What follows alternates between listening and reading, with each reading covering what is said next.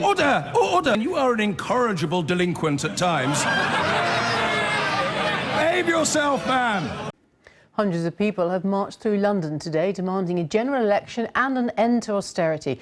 It comes ahead of a crucial week in the Commons when MPs are widely expected to reject Theresa May's withdrawal deal with the EU. Our political correspondent Chris Mason has more. Central London this afternoon and left-wing campaigners take to the streets. I think people have seen Brexit's an absolute mess, the shams this government's making of it, but really what we're saying is the most important thing is to get a general election, because then people can actually have a say on everything. You don't come out 2 weeks after Christmas just to kind of plod round town, do you? You come for a reason, and the reason is to get rid of this government. Also here, the Shadow Chancellor with the same message.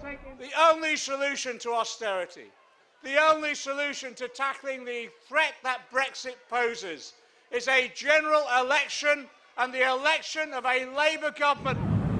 This demonstration here wasn't primarily about Brexit, but these campaigners, like others, see the prospects of the government's plans over Brexit being defeated as an opportunity for them to stake a case for what they want instead. 170 miles north in Sheffield, another crowd with a cause.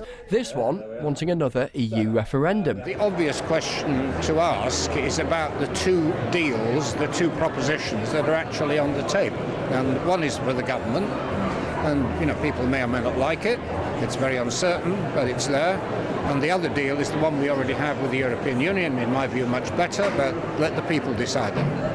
The government is implacably opposed to delivering what people here want. Clearly there's a lot of people coming out that are complaining about the deal for one way or another, but nonetheless I still think it is the only game in town. It's the thing that actually gets us out of the political institutions, stops paying so much money in, ends freedom of movement, allows us to start the trade deals, which is why I'd still encourage people, if they want certainty, this is the way to do it.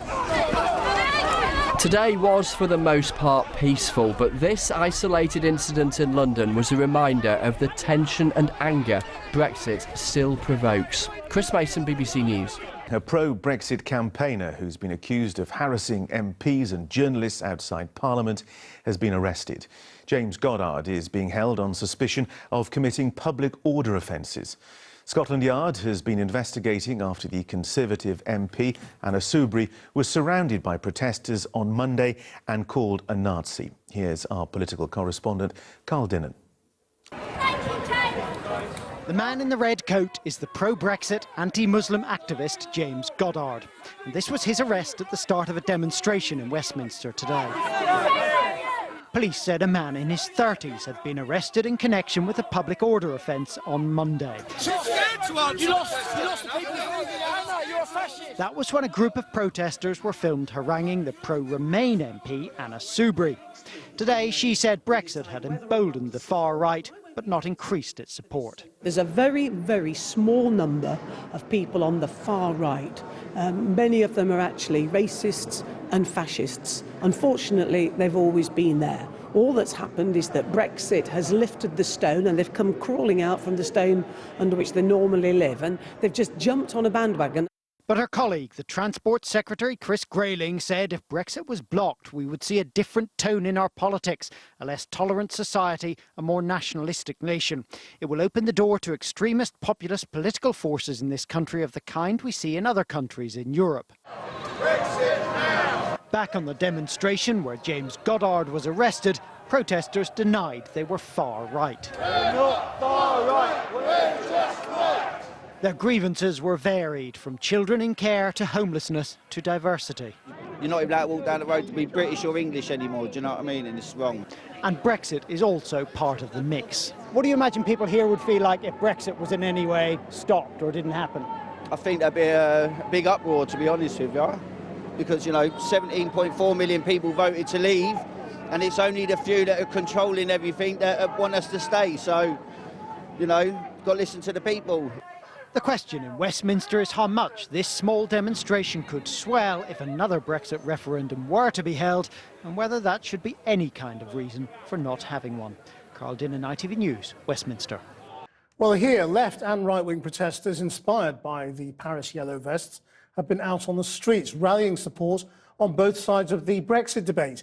It comes as the pro-Brexit activist James Goddard was arrested on suspicion of a public order offence in connection with incidents outside Parliament on Monday.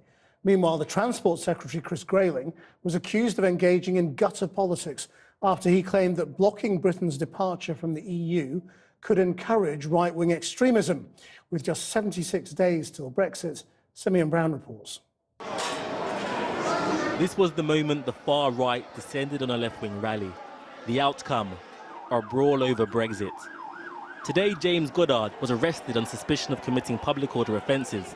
But is this a small fringe of attention seekers, or a worrying sign of a growing intolerance to moderate political debate?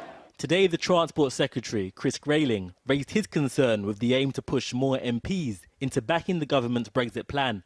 He told the Daily Mail that a rejection of the deal could open the door to extremist populist political forces in this country, of the kind we see in other countries in Europe. He said we risk a break with the British tradition of moderate, mainstream politics. This is not the first warning of this kind from a government struggling to whip its party and convince Parliament to back the deal. But the question is, when did fear of the far right become an open part of government decision-making? And what happens if Parliament does not back the deal? In Sheffield, this crowd in favour of Remain are pushing for a second referendum. But the opposition to the government's Brexit plan has been split. The crowd here, setting off to Trafalgar Square, support Jeremy Corbyn's push for a general election. When you've got this kind of deadlock over Brexit, where there isn't a majority for virtually any outcome, a general election is the logical thing to do. But ahead of Tuesday's vote on the government's deal, has the Labour leadership failed to build a broad enough movement for its predominantly Remain supporting members? We hope to vote down Theresa May's deal.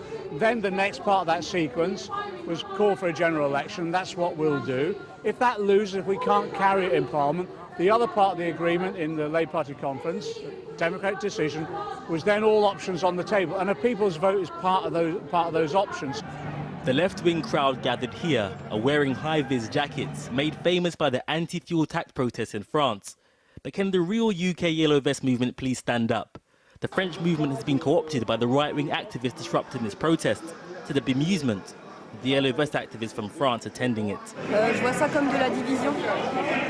This movement is very divisive and very dangerous, and it doesn't represent what we believe.